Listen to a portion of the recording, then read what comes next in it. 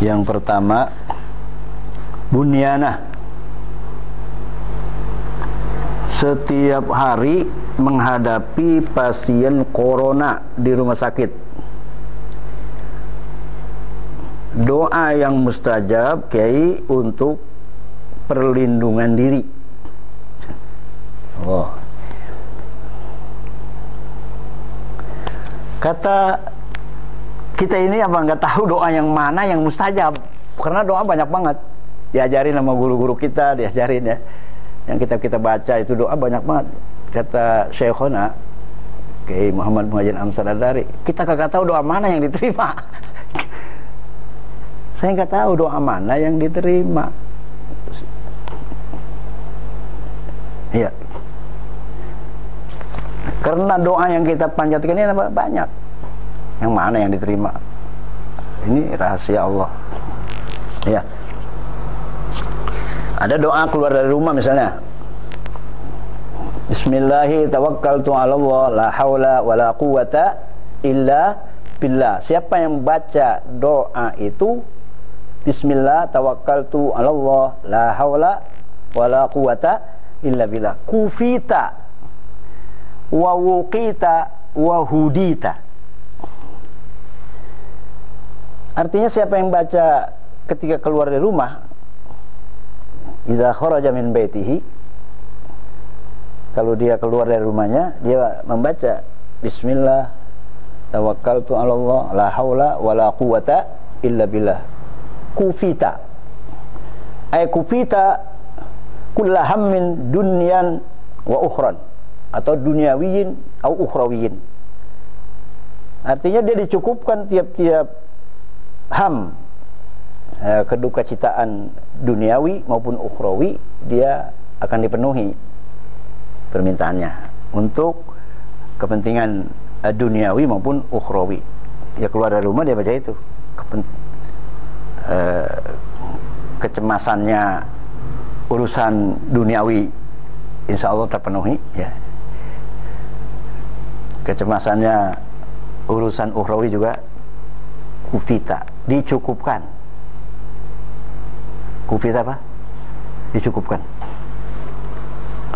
Ada lagi kufita mananya di tempat yang lain itu dijaga. Dijaga. Kayak Nabi kita ketika hijrah dari Mekah ke Madinah, itu kan dikejar sama yang namanya Suraqah bin Ju'shum. Mendem kudanya. Minta didoain supaya bangun, ya bangun tuh kuda, ngejar lagi, mendem lagi, supaya bangun kudanya. Didoain lagi sama Nabi. Kalau kita dipeleter begitu, kita doain ke dia? Nabi aja doain, bangun lagi. Yang dia baca apaan? Allahumma kfinihim bima syi'ta, Allahumma kfinihim bima syi'ta. Ya Allah, terserah dah, terserah Allah mau diapain tuh.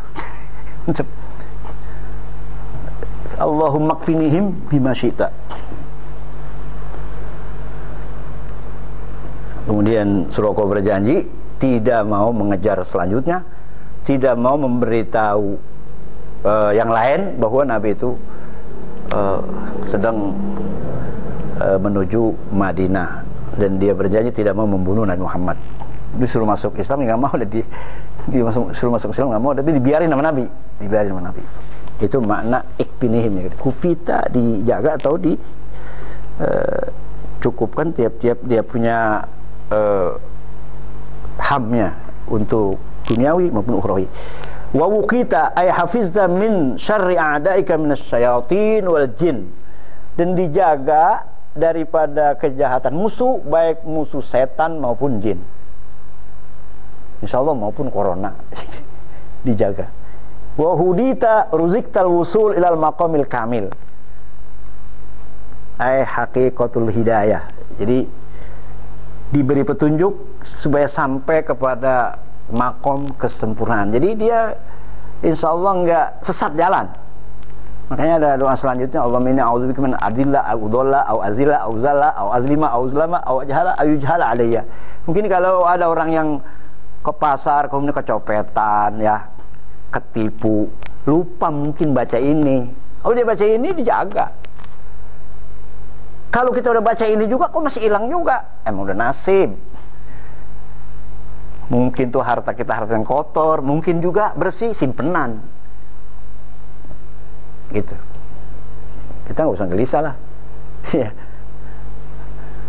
Mungkin harta yang kotor, atau mungkin itu simpenan di akhirat. Makanya ada guru-guru kita yang kalau kehilangan kagak ngelapor. Ya, hilangan tapi apa? Nggak ngelapor. Diam aja. Ada pandangan orang kan, coba aja ngelapor ya. Itu nanti kan bisa dicari. Ya, itulah bedanya. Itulah yang ada yang beda namanya.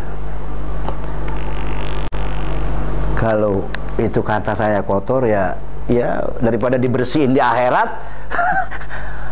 daripada disikat di akhirat, daripada diamplas di akhirat, mendingan diamplas di dunia lah. Itu pandangan orang yang hartanya hilang, bilang gitu ya. Itu musibah yang ringan ya. Musibah yang berat adalah kalau kita ninggalin sholat 5 waktu, misalnya gitu. 1 waktu aja berat ya, gitu. Itu bismillahi tawakkaltu 'ala Allah la haula wala quwata illa billah. Itu kalau kita tahu apa namanya khasiat daripada doa, ya seperti itu maknanya. Kufita wa wukita wa hudita. Ya. Ustaz, saya udah baca ini pun hilang juga. Ya mungkin kita bacanya tidak khusyuk ya. Mungkin saja sudah takdir dari Allah Subhanahu wa taala. Ada lagi baca yang diajarkan doa kita, bismillahirrahmanirrahim la yadurru ma'asmihi syai'un fil ardi wala fis sama wa huwas samiul alim. Pagi 3 kali, sore 3 kali. Kita baca pagi 3 kali, bismillahirrahmanirrahim la yadurru ma'asmihi syai'un fil ardi wala fis sama wa huwas samiul alim. Lam tusibhu faja'atu bala. Ini riwayat Utsman bin Affan radhiyallahu anhu. Mendengar Rasulullah bersabda, ya. Kalau dibaca pagi 3 kali, lam tusibhu faja'atu bala hina yusbih. Sampai kita baca pagi itu sampai sore nggak kena. Kita baca sore lagi 3 kali, bismillahirrahmanirrahim la yadurru ma'asmihi syai'un fil ardi wala fis sama. Sampai pagi nggak kena, malamnya nggak kena. Itu kata-kata salah sama rot, bukan harga mati. Sekurang-kurangnya banyak itu 3, melebihin lebih bagus ya. Sekurang-kurangnya 3, karena 3 itu udah hitungan banyak ya. Jadi dibaca pagi 3 kali itu dia tidak kena faja'atu bala. Artinya faja'atu bala tiba-tiba sakit. Tiba-tiba sakit. Kita kagak tahu nih ya. Sakitnya tiba-tiba. Nah itu kalau baca itu enggak tiba-tiba sakit gitu. Pagi 3 kali, sore 3 kali, kan berarti jaga tuh. Kita baca pagi buat menjaga siang sampai sore, kita baca sore buat malam sampai pagi gitu. Itu riwayat Abu Daud ya. Kemudian lagi doa, bagaimana kalau kita ngadepin orang sakit? Sakitnya mengagetkan juga. Kita baca apa? Jangan-jangan saya kayak dia ini. Nah, ini yang menghadapi pasien corona ini di rumah sakit, minta doa. Yang saya baca ini ada dari Ibnu Umar, berkata qala Rasulullah man faji'ahu sahibu bala.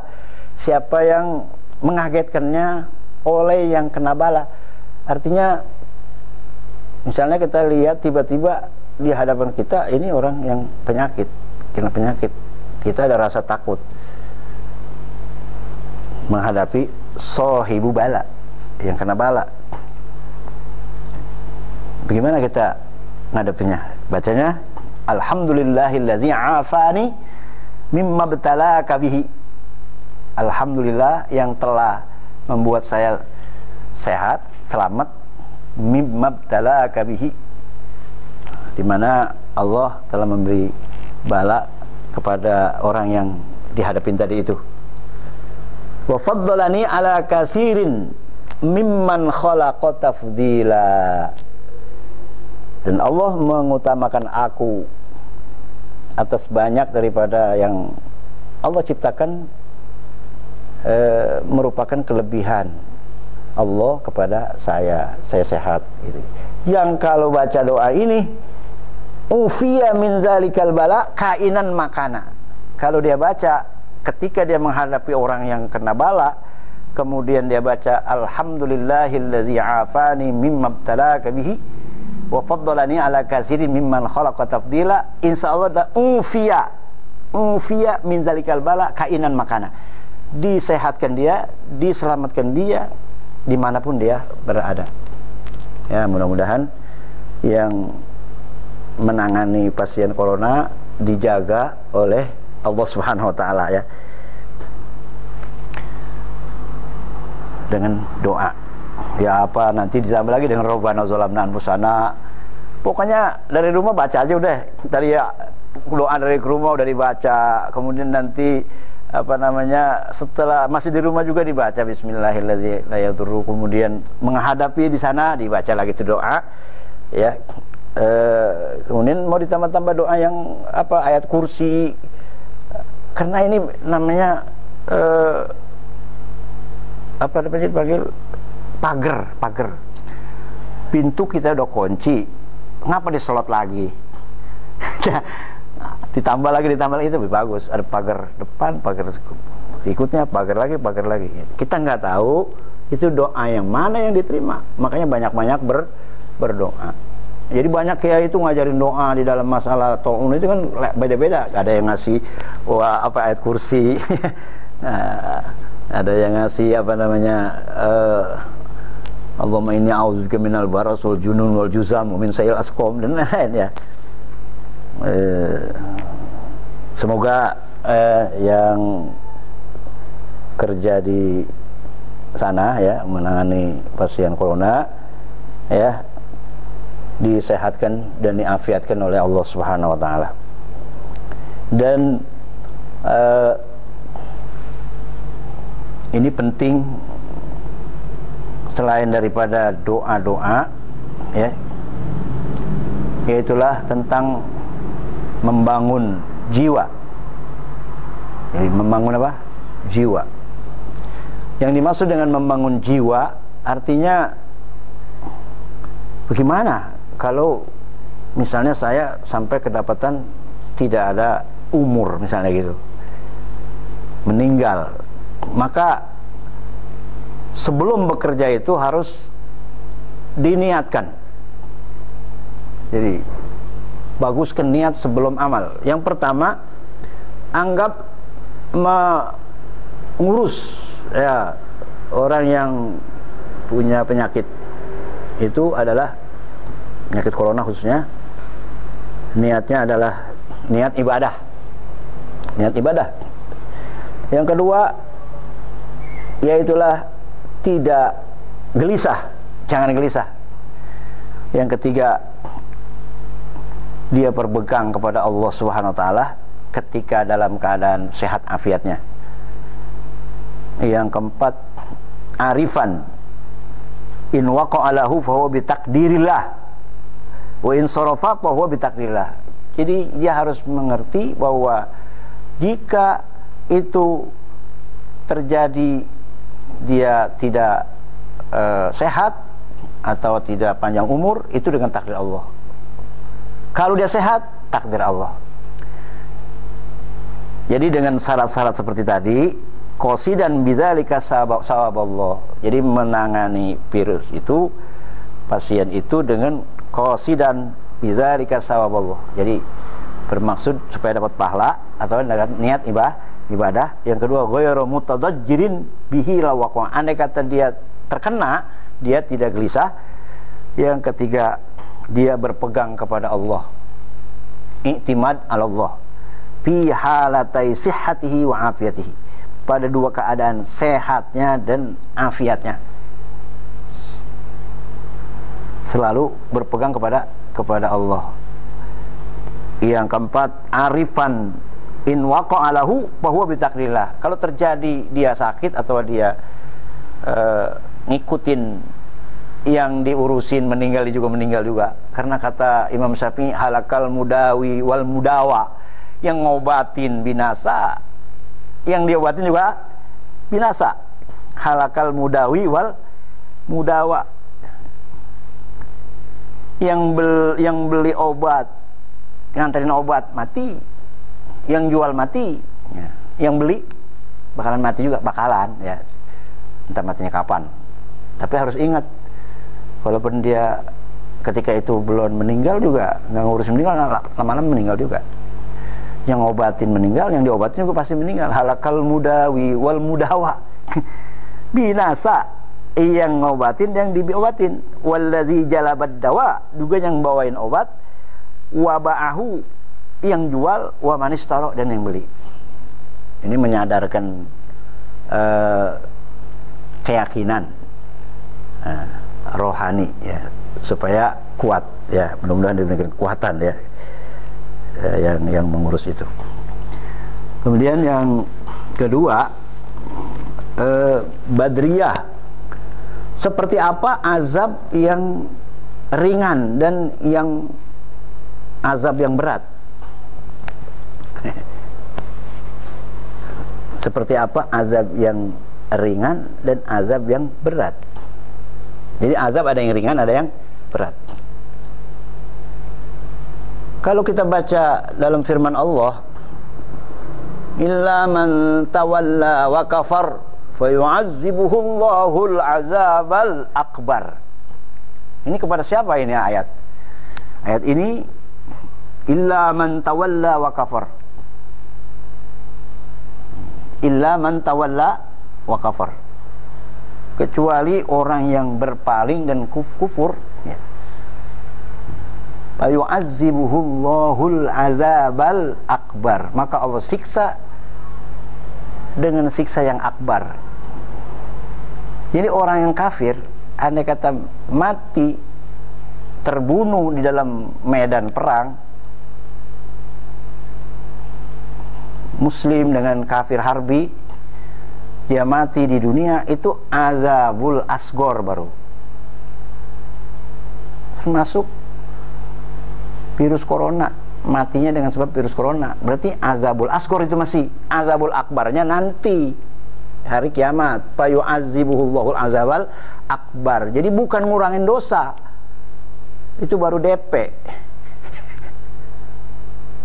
Tapi kalau bagi orang yang beriman, yang tawakalnya penuh kepada Allah, yang tidak gelisah menerima qada dan qadar dari Allah, matinya beriman, maka itu menjadi rahmatan, menjadi penghapus dosa atau ngangkat derajat.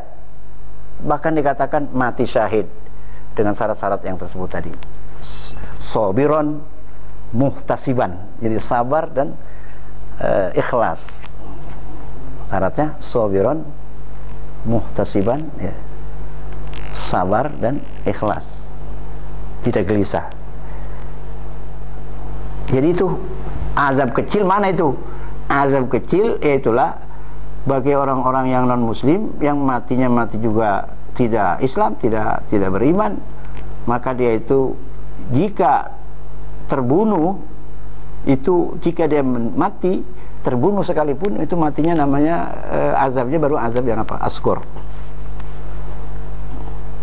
Azab akbarnya nanti, ya. Kecuali kalau kafir matinya husnul khotimah, beriman, walaupun kafir di akhir umur dia beriman, surga. Kalau dia berhenti kekafirannya, kullil ladzina kafaru iyantahu yughfar lahum ma qad salaf. Katakan kepada orang kafir, kalau dia berhenti di kafirannya, itu diampuni semua yang lalu.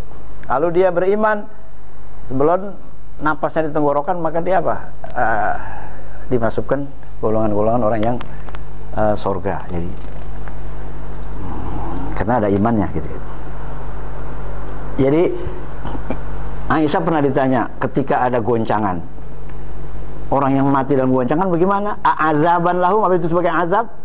Qalat bal mau'izatun wa rahmatun lil mu'minin wa azaban wa sukhtan lil kafirin. Azab dan murka bagi orang-orang kafir gitu. Jadi anna ta'un innama kana azaban alal kafarah. Jadi Syekh Ibnu Hajar membuat judul kitabnya ya, di antara bab-bab dan pasal-pasal ada tentang kalimat anna ta'un innama kana azaban alal kafarah piman madha. Jadi sisa-sisa azab orang-orang yang dulu menantang para anbiya itu masih ada sisanya sekarang tuh. Azaban alal kafarah fiman madha. Fiman madha. La alal muslimina minhum wa innahu limu'mini hadhil ummah rahmatun wa syahadah. Makanya Nabi ada yang kalimat doanya Allahumma ij'al fana'a ummati bit-ta'ni wat-ta'un.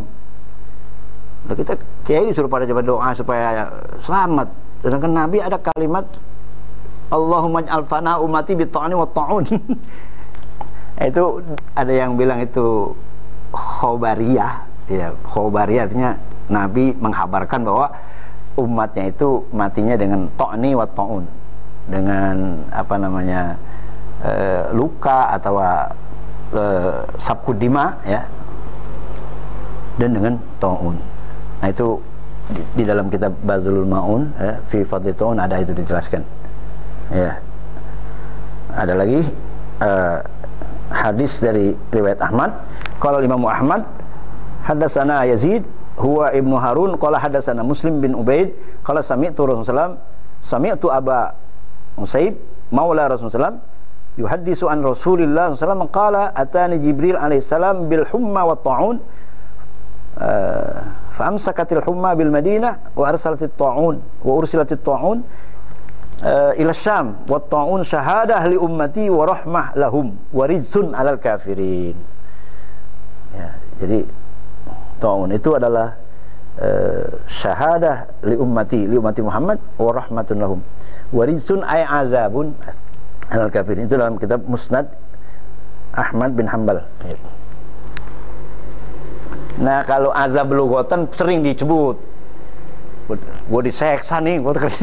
Jadi artinya kalimat yang sudah tergulir sebagai keseharian yaumian, bahasa yaumian, gue diseksa di sini, itu lughatan ya. Ya kadang dipakai juga buat orang mukmin juga itu ya, dengan bahasa yang sudah dianggap lumrah gitu. Azaban ya. Jadi kalau Allah menurunkan bala, menurunkan musibah kalau terkena ya orang kafir, itu merupakan azab kecil ya, azab ringan juga. Azab akbarnya nanti. Kalau terkena orang-orang yang beriman, itu kalau nggak ngapus dosa, ngangkat derajat gitu. Sama-sama kena bala, Yang ketiga, syahriyah, ya. Cara belajar dengan ikhlas. Wah. Cara belajar dengan ikhlas. Jadi ikhlas itu apa? Qala Susi ya, dalam Mukhtasar Ihya atau dalam Ihya, sukunul abdi wa harakatuhu lillahi ta'ala. Diamnya dan geraknya karena Allah. Kita disuruhnya diam, disuruh karena Allah, bergerak juga disuruh karena Allah. Diam disuruh karena Allah, itu ikhlas. Bergerak karena Allah, itu ikhlas. Sukunul abdi wa harakatuhu lillahi ta'ala. Nah, kalau Imam Junaid mengatakan al-ikhlas tasfiyatul a'mal anil kadurat, membersihkan amal daripada yang keruh-keruh. Artinya bersih, nggak ada dorongan-dorongan selain Allah. Jadi kita ngaji nih, yang dorong siapa? Allah apa siapa? Apa ente didorong sama orang tua suruh ngaji sana gitu? Itu udah Apa ente nyantri itu dorongan pengen sendiri, apakah didorong, dipaksa sama orang tua? Itu ada kalanya mohon sendiri, ada kalanya didorong. Ente sholat itu dorongannya Allah apa dorongannya karena orang tua atau karena guru? Ya, itu ada dua orang ibadah itu. Ya, dorongannya ada. Kalau yang karena Allah itu dorongannya baisnya ya, yang memotivasinya itu adalah Allah. Itu baru ikhlas namanya. Nah, ikhlas itu artinya bersih. Diambil dari kalimat yang ada dalam firman Allah, wa innalakum fil an'ami la'ibratan nusqikum mimma fi butunihi min baini parsin wa damin labanan kholisan sa'ighal lisyaribin. Binatang. Kita disuruh ambil ibrah. Wa innalakum fil an'ami la'ibrah. Kita ambil satu ibrah. Di rumah yang serba kecil, di situ juga di dalamnya ada WC. Ya. Di dekat WC ada sepiteng. Ya, sepiteng di situ, kemudian ngebor air juga lembangan itu. Ya.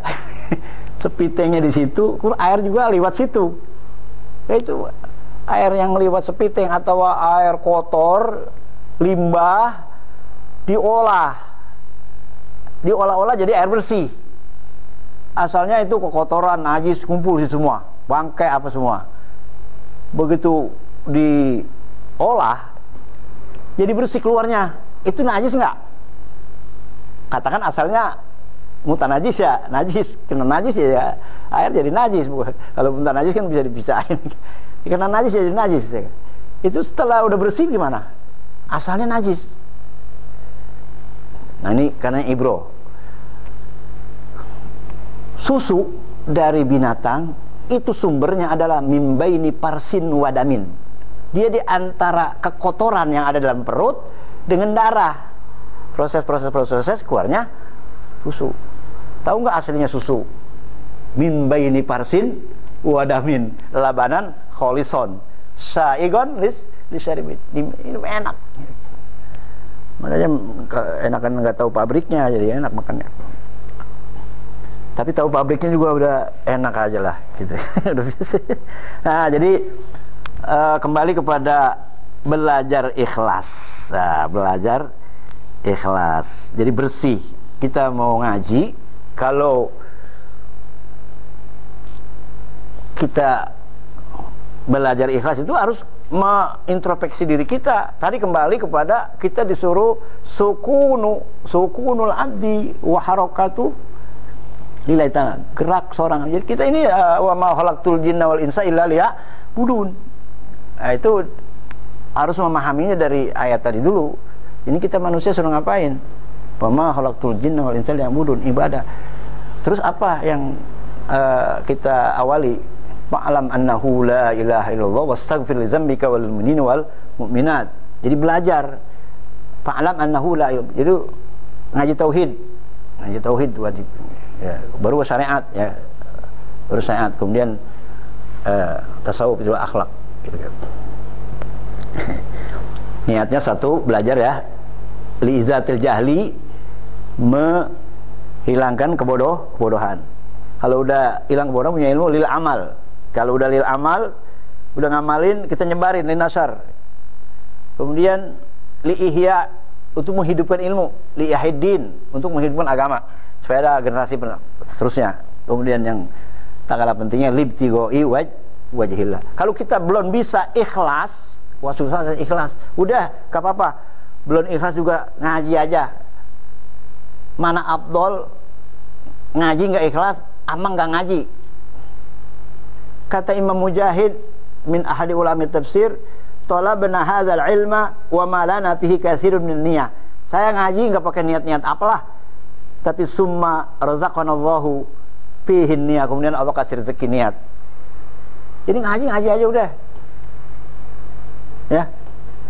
mendingan enggak ikhlas atau belum ikhlas bener ngaji daripada enggak ngaji. Pertama ngikut ngajinya itu apa? Karena temen. Wah, temen yang akrab banget tuh pada ngaji, jangan ngaji lagi. Karena temen. Itu temennya berhenti aja terus.